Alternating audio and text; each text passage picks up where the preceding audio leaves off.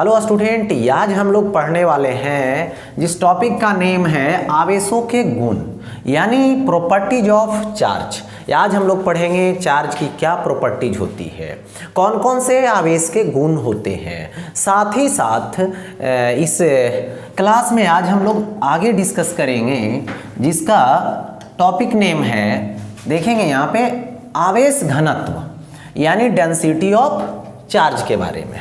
और ये कितने तरह के होता है, कैसे इसको हम लोग समझेंगे, कैसे इससे सवाल बनाएंगे, तो इन सब बातों को आज हम लोग डिस्कस करेंगे। चलिए आज स्टार्ट करते हैं इस आवेशों के गुण से रिलेटेड बातें।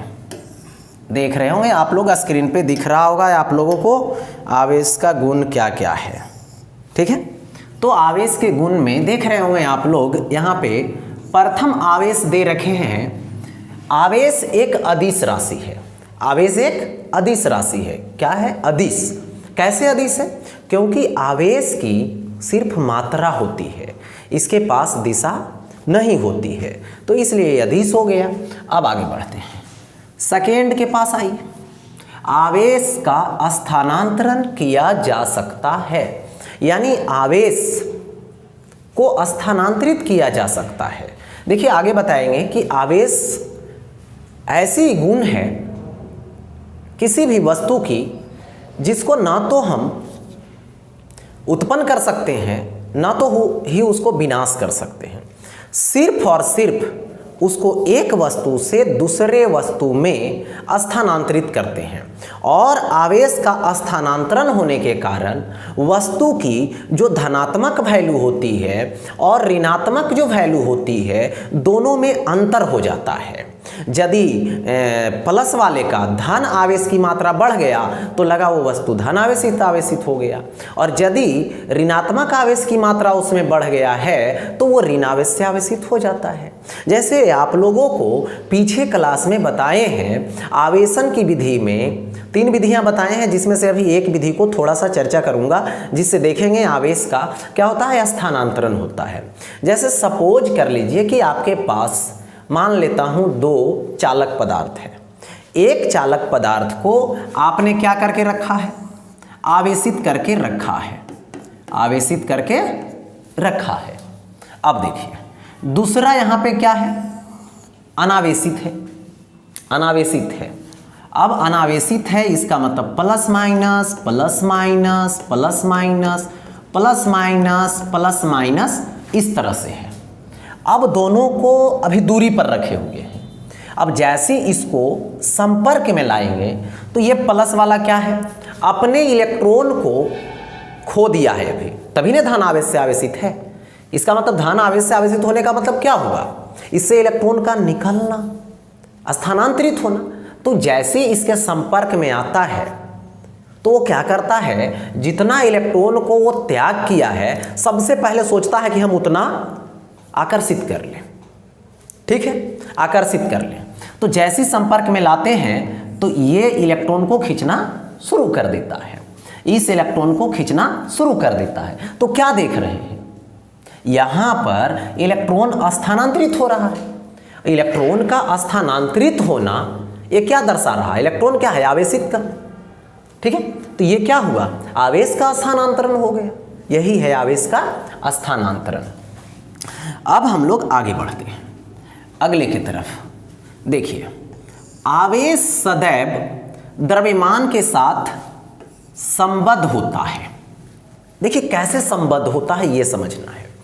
देखिए सबसे पहले यदि आप आवेश की कल्पना करते हैं तो द्रव्यमान होगा, यानी बिना द्रव्यमान के आवेश की परिकल्पना संभव नहीं है। मतलब यहाँ पे द्रव्यमान के बिना आवेश होता ही नहीं है।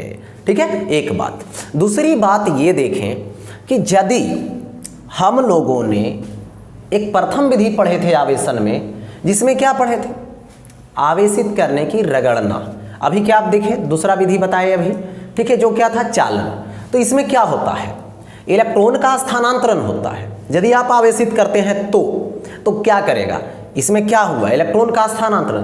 तो इलेक्ट्रॉन अपना द्रव्यमान को साथ में ले जाएगा, यानी अपना द्रव्यमान को छोड़ नहीं रहा ना, तो आवेशित हो रहा है, तो देख रहे हैं किसी वस्तु का द्रव्यमान कुछ मात्रा में घट जा रहा है, कुछ मात्रा में किसी का बढ़ जा रहा है। जिसमें इलेक्ट्रॉन जा रहा है तो आवेशित तो हो रहा है ऋणात्मक आवेश से, लेकिन उसके द्रव्यमान को बढ़ा दे रहा है। और जिससे निकल रहा है इलेक्ट्रॉन वो धन आवेश से आवेशित होता है, तो उसमें क्या होती है, उसके द्रव्यमान को घटा दे रहा है। यानी कहीं ना कहीं ये संबंधित है, दोनों एक दूसरे से संबद्ध है। कौन? आवेश द्रव्यमान के साथ। ठीक है, ऐसा। तो ये रहा है आपका आवेश सदैव द्रव्यमान के साथ संबद्ध होता है। ये गुण ने आपने पढ़ ली। अब आगे बढ़ते हैं। देखिए यहां पर ऐसा है, आवेश यह परिवर्तनीय राशि है। यह परिवर्तनीय राशि कहने का मतलब क्या होता है, ये समझना है। देखे होंगे किसी व्यक्ति को कि यहाँ पे कुछ बोला, आगे जाके बदल जाएगा, तो ये क्या हो गया, परिवर्तन हो गया।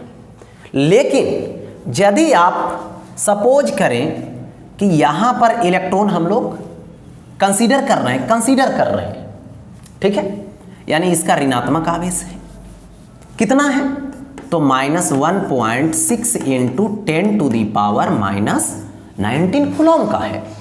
अब इसको हम लोग मोशन में लाते हैं, गति करवाते हैं। तो गति करवाने से या तो गति से विराम में लाने पर इसके मात्रा पे कोई प्रभाव पड़ने वाला नहीं है। यदि प्रभाव पड़ता तो समझ जाते कि परिवर्तन हो रहा है उसका, लेकिन ऐसा कुछ देखने को नहीं मिलता है। आवेश का परिवर्तन तभी होता है जब इलेक्ट्रॉन एक वस्तु से दूसरे वस्तु में या तो दूसरे वस्तु से पहली वस्तु में आएगी। ऐसे आइसोलेटेड सिस्टम, आइसोलेटेड मतलब अकेला, अकेला कहने का मतलब हुआ कि एक वस्तु लिए, इसको आवेशित कर लिए, अब क्या है, इसके बगल में कोई नहीं है, इसको तुम रेस्ट में रखो, विराम में रखो, मोशन में ले लाओ, गति में करवाओ, फास्ट में मोशन करवाओ, इसको कोई फर्क पड़ने वाला नहीं है। इसका आवेश तभी बदल सकता है जब यहाँ पर इलेक्ट्रॉन का या तो इसमें आगमन होगा, इसमें ग्रहण होगा, तब, लेकिन ऐसे नहीं। तो ये क्या है, यह परिवर्तनीय राशि है। चलते हैं अब आगे हम लोग। त्वरित आवेश क्या करती है, ऊर्जा उत्पन्न करती है। ठीक है, त्वरित आवेश ऊर्जा उत्पन्न करती है। चलिए फिर से एक बार बारी बारी से समझा देता हूं, क्योंकि पीछे क्लास में भी हम लोगों ने डिस्कस करके देखा, उसमें आप लोगों को बताया गया था कि यदि विराम में आवेश है तब क्या होगा। यदि गति में आ जाता है तो गति भी दो तरह की, एक होता है नियत वेग से गति करना और एक होता है बदलने वाला वेग से गति करना, यानी त्वरण, यानी स्पीड बढ़ना, ऐसा। तो देखिए यहाँ पे यदि मैं बात करूँ कि ये आपके पास कोई आवेश है और ये वाला आवेश क्या चीज़ में है, विराम में है। कैसा है, विराम में है। तो यहाँ पर क्या उत्पन्न होगा, विद्युत क्षेत्र उत्पन्न होगा, विद्युत क्षेत्र उत्पन्न होगा, अपने चारों तरफ विद्युत क्षेत्र उत्पन्न करेगा। विद्युत क्षेत्र को किससे निरूपित करते हैं, ई से निरूपित करते हैं। दूसरी बात देखते हैं, चुंबकीय क्षेत्र, चुंबकीय क्षेत्र को बी से निरूपित करते हैं, जो यहाँ पे उत्पत्ति नहीं होती है। यानी विराम आवेश सिर्फ और सिर्फ विद्युत क्षेत्र की उत्पत्ति करेगा, चुंबकीय क्षेत्र की उत्पत्ति नहीं करेगा। अब देखिए आगे आते हैं, इसी आवेश को यहाँ पे हम लोगों ने क्या किया, इसको मोशन में ला दिया। ठीक है, मोशन में ला दिया। तो दो कैटेगरी में, दो स्थिति में, एक लाया किससे, तो यहाँ पर नियत वेग से, किससे, नियत वेग से। तो जैसे ही नियत वेग से लाया तो देखो आवेश जो है वो विराम में रहेगा तो मोशन में रहेगा, गति में रहेगा, तो उसका एक जो गुण है विद्युत क्षेत्र की उत्पत्ति करना, वो समझिए यूनिवर्सल ट्रूथ है। उसको रुका के रखो, गति करवाओ, गति भी बदलो, वो विद्युत क्षेत्र उत्पन्न करेगा ही करेगा, ये सत्य है। ठीक है, यहाँ पे अब देखो, तो ये तो विद्युत क्षेत्र की उत्पत्ति होगी, ई की उत्पत्ति होगी, लेकिन अब दूसरे बातों पे आ जाइए। यहाँ पर चुंबकीय क्षेत्र यानी बी, चुंबकीय क्षेत्र बी की भी उत्पत्ति होगी, चुंबकीय क्षेत्र बी की भी उत्पत्ति होगी, लेकिन यहाँ पर किसी प्रकार की ऊर्जा का विकिरण नहीं उत्पन्न होगा।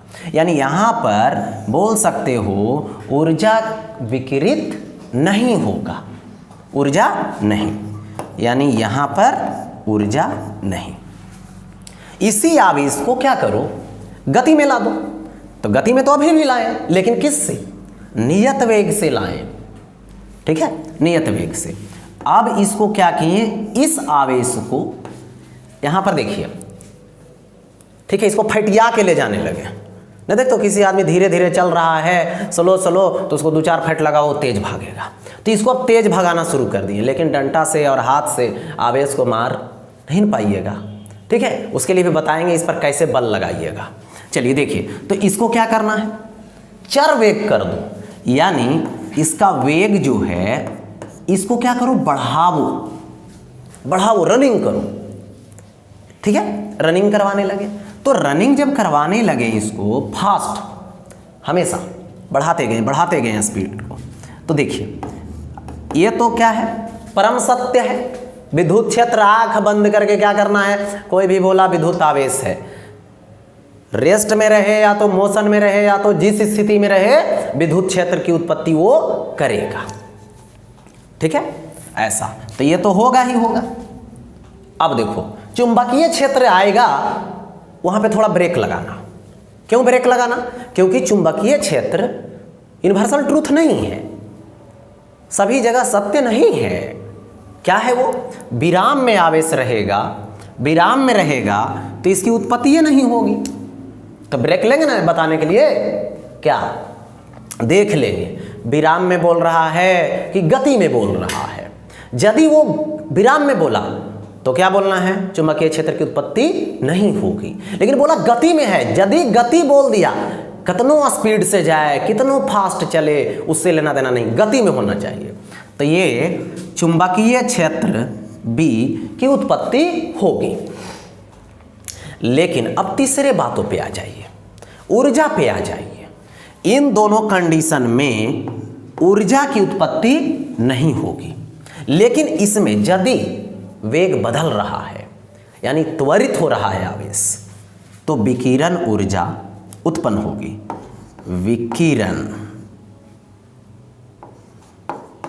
विकिरण ऊर्जा की उत्पत्ति होगी।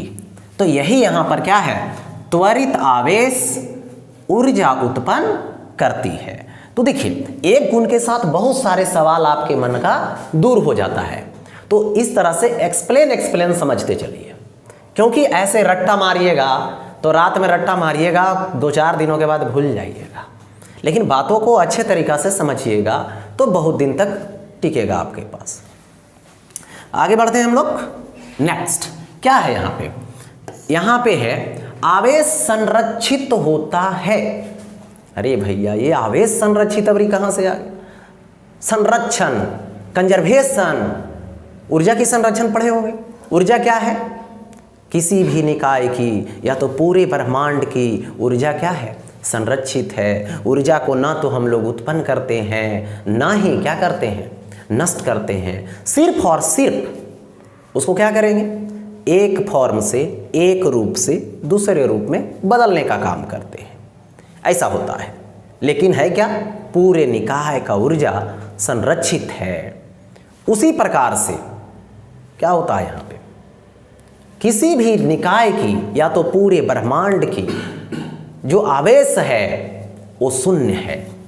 आवेश क्या है, शून्य है, शून्य के रूप में यहाँ पे है, संरक्षित है, ठीक है, संरक्षित है। यानी आवेश को आप ना ही उत्पन्न कर सकते हो, ना ही नष्ट कर सकते हो, सिर्फ एक वस्तु से दूसरे वस्तु में स्थानांतरित कर सकते हो। इस तरह से पूरे निकाय का पूरा जो सिस्टम बनता है यूनिवर्स का, ब्रह्मांड का, वो क्या होता है, कुल आवेश संरक्षित है। इसी को आवेश के संरक्षण का सिद्धांत कहते हैं। कभी कभी पूछ देता है बिहार बोर्ड में, ठीक है, कि आवेश का संरक्षण किसे कहते हैं। तो आवेश के संरक्षण से आप क्या समझते हैं। तो आवेश के संरक्षण क्या है, किसी भी निकाय की या तो पूरे ब्रह्मांड की कुल आवेश संरक्षित होता है। आवेश को ना तो हम लोग उत्पन्न कर सकते हैं ना ही नष्ट कर सकते हैं। इसी को हम लोग क्या बोलते हैं? आवेश के संरक्षण का सिद्धांत कहते हैं। आप लोग को एक देखिए यहाँ पर एक डायग्राम से बताते हैं किस तरह से होता है। आप लोग सपोज कर लीजिए कि आपके हाथ में दो वस्तु दिया गया, एक वस्तु यहाँ पर दिया गया ए और दूसरा वस्तु यहाँ पर दिया गया बी। अभी आपके हाथ में दे दिया गया दोनों, और ये दोनों उदासीन है। कैसा? न्यूट्रल, उदासीन। जितना इसके पास प्लस है उतना अभी इसके पास, जितना इसके पास प्लस है उतना ही इसके पास माइनस है, तो जीरो हो गया। इसके पास जितना प्लस है उतना क्या है? तो माइनस है। यानी अभी मैं बात करूं, अभी कुछ किए नहीं इसको, ना तो रगड़े हैं ना तो किसी विधि से चार्ज किए हैं। यानी अभी पहले की स्थिति मैं बता रहा हूं। ये क्या है? पहले की स्थिति है। पहले की स्थिति पर हम लोग विचार कर रहे हैं, ठीक है, विमर्श कर रहे हैं कि क्या होगा। अब देखो इसका अभी वाला आवेश क्या है? तो शून्य है। इसका भी अभी वाला आवेश क्या है? शून्य है। यानी अब बात समझ में आई कि अभी दोनों का शून्य है, तो अभी कुल आवेश यहां पर क्या ले लेंगे? यहां पे टोटल आवेश ले लेंगे तो क्या लिखेंगे? Q A plus Q B. तो 0 0 जोड़िएगा तो शून्य होगा, शून्य होगा, ठीक है। अब देखो शून्य हो गए। अब यहां पे नेक्स्ट, अब इसको क्या करते हैं? रगड़ते हैं लाकर, ठीक है, लाके रगड़िए। तो इसको जैसी रगड़ोगे तो हमारे पास बाद की स्थिति आ जाएगी, रगड़ने के बाद, रबिंग के बाद की स्थिति। तो रगड़ने से क्या होती है? दो सिचुएशन आपके सामने आ सकता है। दो सिचुएशन में एक ही सिचुएशन कामयाब होगा, एक ही साथ दोनों नहीं आएगा, ठीक है। क्या हो सकता है? रगड़ने से या तो इलेक्ट्रॉन इससे इसमें चला जाएगा या तो इलेक्ट्रॉन इससे इसमें आ जाएगा। बात को समझिएगा। अब देखिए, सपोज कर लीजिए कि इससे इसमें इलेक्ट्रॉन चला गया। कितना इलेक्ट्रॉन गया? तो n इलेक्ट्रॉन इसमें चला गया। तो जिसमें जाएगा वो तो आप लोग को पता है कि माइनस आवेश उसमें उत्पन्न करेगा, और जिससे जाएगा वो तो प्लस आवेश से आवेशित होगा। यानी ये क्या हो गया? प्लस आवेश से आवेशित हो गया। अब देखिए, अभी की बात कर रहा हूं, कब की स्थिति है? बाद वाली स्थिति है। यानी इसको मान लेता हूं क्यू ए डैश, तो प्लस एन ही हो गया, और बाद वाली स्थिति इसका ले लो तो ये क्या होगा? Q B dash is equal to क्या लेंगे? माइनस एन ही लेंगे। अब दोनों को जोड़ दो, फिर से क्यू टोटल, यही दोनों निकाय है ना पहले भी, और वही दोनों वस्तु का एक निकाय बना हुआ है अभी भी। तो जोड़िए, जितना प्लस है उतना माइनस है। ऐसे कोई ऑप्शन था आवेशित करने का? नहीं, क्योंकि जहां पे देने वाला इलेक्ट्रॉन होगा वहां क्या होगा? इलेक्ट्रॉन को लेने वाला भी चाहिए, होगा ना ऐसा? मतलब दान देने वाला है भिखारी है ये नहीं है, भिखारी है दान देने वाला है ये नहीं, तो इस स्थिति में तो गड़बड़ होगी। वही स्थिति यहाँ पे है कि यदि देने वाला है तो लेने वाला भी वहाँ होगा मौजूद, तभी अकेले किसी को आवेशित नहीं किया जा सकता है। तो देख रहे हैं आप लोग, टोटल आवेश लें तो ये कितना आएगा? प्लस एन, इसका माइनस एन जोड़िएगा तो मिलके क्या बना लेगा? शून्य। पहले क्या था? टोटल शून्य। अभी क्या है? टोटल शून्य। यही तो है आवेश का संरक्षण। यही क्या है? आवेश संरक्षित है। इसी को आवेश के संरक्षण का सिद्धांत कहते हैं, ठीक है। आप लोग तो समझ गए होंगे कि आवेश का संरक्षण क्या है, किसे कहते हैं, और इसको अच्छे तरीक़ा से नोट्स आप बना लीजिएगा, जो कि लिंक आपके डिस्क्रिप्शन में दिया हुआ है, या तो फेसबुक पर सर्च कर लीजिएगा। एक ग्रुप बना के रखे हैं आप लोग के लिए, बोर्ड से रिलेटेड। आप लोग को उसमें PDF लोड करते जाएंगे, हर क्लास का आप लोग को अवेलेबल करवाते जाएंगे। क्लास करने के बाद आप लोग नोट्स मस्ट है नोट करना, कॉपी बनाइए, फेयर कॉपी बनाइए और वो आप जो है से ग्रुप से जुड़ जाइए फेसबुक में सिंटू फिजिक्स से सर्च मान करके, और वहाँ से आप भी डाउनलोड कर सकते हैं या तो डिस्क्रिप्शन से ले सकते हैं। तो आगे बढ़ते हैं हम लोग आवेश के संरक्षण के बाद। हाँ, तो देखेंगे आप लोग आवेश संरक्षित होता है, ये तो बात हो गई, ये गुण है एक प्रकार का आवेश का। और इसमें एक सवाल भी बता दिए आपको, आवेश के संरक्षण का सिद्धांत क्या है। Principle of conservation of charge, ये क्या होता है, इसी को कहते हैं। चलिए आगे बढ़ते हैं। आगे देखेंगे आपका आवेश क्वांटीकृत होता है, ये क्वांटीकृत है, क्वांटीकृत, ठीक है। कंप्यूटर सिस्टम से थोड़ा मिस हुआ है, देखेंगे क्वांटी ये कृत होता है। तो क्वांटीकृत ये क्या है, क्वांटीकरण क्या है, आवेश का क्वांटीकरण। सबसे पहले बात को समझिए, किसी भी वस्तु की जो न्यूनतम आवेश हम लोग उत्पन्न कर सकते हैं, या तो किसी वस्तु को जब हम आवेशित कर सकते हैं तो उस पर न्यूनतम कितना आवेश उत्पन्न कर सकते हैं। सबसे पहले इस बात को समझिए। देखिए, जैसे इस वस्तु को मुझे आवेशित करना है, सपोज कर लीजिए, तो आपके पास दो ही ऑप्शन है, या तो इसके इलेक्ट्रॉन को निकाल के किसी को दे दो, या तो इसमें किसी के इलेक्ट्रॉन को लाके दे दो, इससे निकाल लो, दूसरे को दे दो, या तो दूसरे से निकाल के इसमें डाल दो। यही ऑप्शन है आपके पास, ठीक है। यानी Q इज इक्वल टू इसकी स्थिति में क्या होगी, प्लस माइनस NE होगी। यदि इससे निकालेंगे और निकाल के किसी को देंगे तो ये प्लस आवेश से आवेशित होगा, यानी प्लस NE। और जब किसी वस्तु से निकाल के इसमें रखेंगे तो माइनस NE। जिसमें से बात को समझिए, ये वाला जो आवेश आप लोग देख रहे हैं, ये आवेश जो है वो क्या है, नियत है, इसको आप बदल नहीं सकते। एक इलेक्ट्रॉन की आवेश है ये। अब देखिए, नंबर ऑफ इलेक्ट्रॉन स्टार्ट होगा, एक से स्टार्ट करेंगे। क्यों? क्योंकि किसी में आधा इलेक्ट्रॉन तो जा नहीं सकता है, पौन इलेक्ट्रॉन तो जा नहीं सकता है। अब कहें कि तुम लोग पढ़ रहे हो तो मोबाइल में आधा तुम देख रहे हो, तो आधा तुम कहाँ गया, एक ही बार दो जगह पॉसिबल है तुमको, नहीं।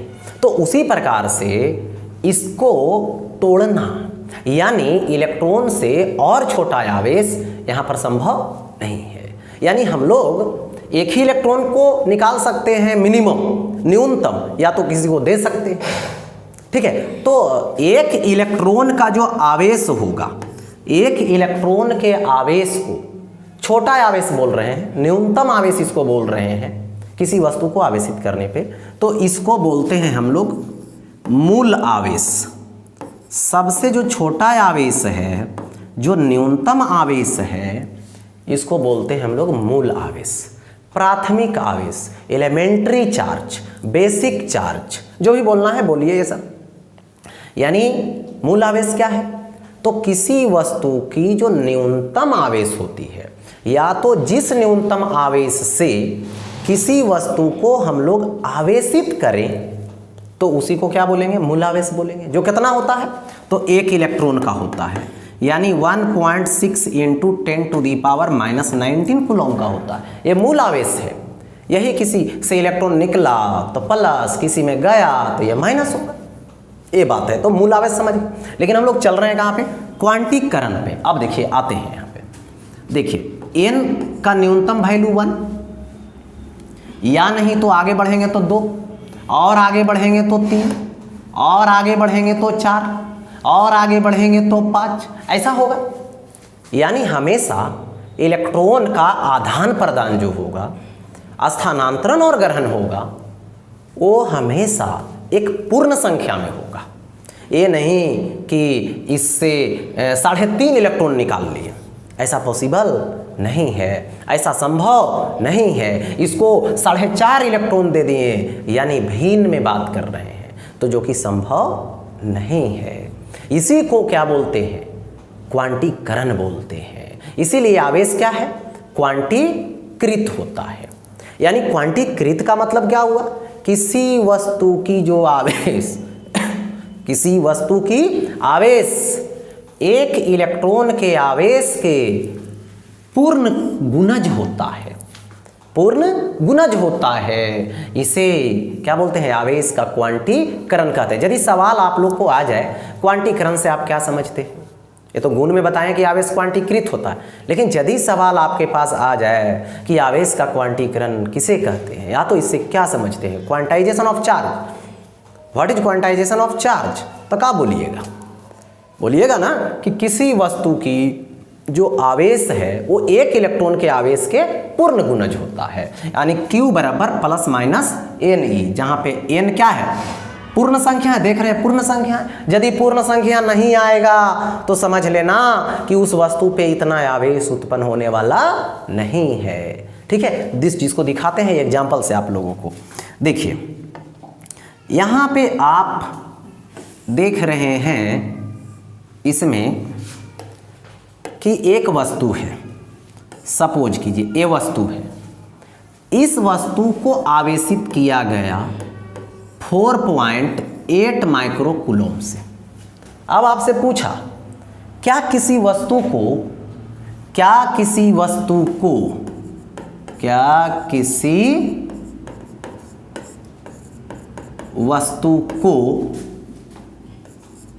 ठीक है प्लस 4.8 माइक्रो कूलम आवेश से आवेशित किया जा सकता है।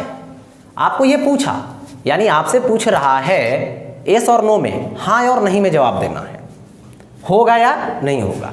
तो सबसे पहले तो ये समझ लें कि देख लेते हैं कि प्लस है यानी इलेक्ट्रॉन को त्याग किया है।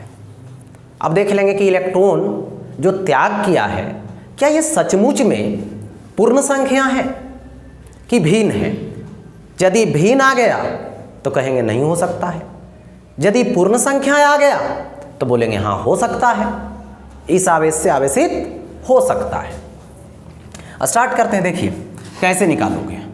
तो Q बराबर फार्मूला क्या लगाओगे, यानी ये तो प्लस लगा हुआ है रखेंगे क्योंकि अमाउंट से मतलब है हमको, क्योंकि नंबर ऑफ इलेक्ट्रॉन माइनस में नहीं होता है।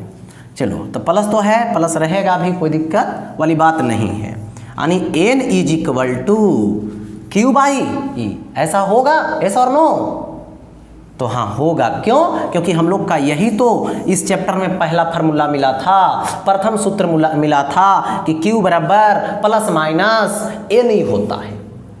इसी से तो मुलाकात पहली बार हुई थी। ठीक है, तो n is equal to Q by E, उसको पलट दिए। ठीक है, अब देखो Q के जगह पे आते हैं, Q की वैल्यू है कितना, तो 4.8 into 10 to the power minus 6 होगा, क्योंकि माइक्रो है ये, समझिए बात को, ये माइनस है, इतना कूलम हो जाएगा यार, इतना कूलम हो गया। ठीक है, अब हम लोग बात करते हैं आगे। इतना जब कूलम हो गया तो नीचे क्या लाएंगे, इलेक्ट्रॉन की आवेश लाएंगे, इलेक्ट्रॉन के आवेश के बारे में समझेंगे। तो देखिए यहाँ पे 1.6 into 10 to the power minus 19 coulomb होगा, ऐसा होगा। अरे कूलम तो अपने में बर्बाद होगा। ठीक है, लेकिन दिखा के मात्रक को नहीं काटना है, चलो बर्बाद होने दो साइलेंट मोड में उसको, और इसको इससे बर्बाद कर दो। कितना आएगा, 3 आएगा। अच्छा है, चलो 3 into 10 to the power minus 6 है, होता है ना, नीचे माइनस पावर तो ऊपर भेज देंगे तो क्या हो जाएगा, प्लस पावर हो जाएगा। यानी यहाँ पे पावर जो है वो प्लस हो जाएगा, प्लस हो गया, कूलम तो कट ही गया। अब बात को समझिए, यहाँ से कितना आप लोग के पास आ रहा है, तो यहाँ पे आ रहा है 3 इंटू कितना आएगा जरा देख लें, 3 into 10 to the power minus 6 और प्लस 19। तो यहाँ पे ये डिस्कस करो कि माइनस पावर और प्लस पावर दोनों में फर्क है, दोनों में फर्क है। क्या है, एक माइनस एक प्लस है, तो देखो पावर तो जुटेगा, दोनों गुना में है, तो जोड़ दो तो कितना आएगा, 13 आएगा। अब देखो क्या है ये, 3 पर पावर 13 को 0 बैठा दो, तो ये तो बहुत सारा इलेक्ट्रॉन आ गया, ये तो फ्रैक्शन में आया ही नहीं। यानी फ्रैक्शन में नहीं आया तो उस वस्तु को इतना आवेश से आवेशित किया जा सकता है, क्योंकि इससे निकलने वाले इलेक्ट्रॉनों की संख्या कितना आ रही है आपको, 3 × 10⁻13 आ रहा है, जो क्या है यहाँ पर पूर्ण संख्या है। तो ये हो गया पूर्ण संख्या। तो ये अभी हम लोग ने डिस्कस कर लिया आवेश के गुणों के बारे में, इतना आवेश का गुण है।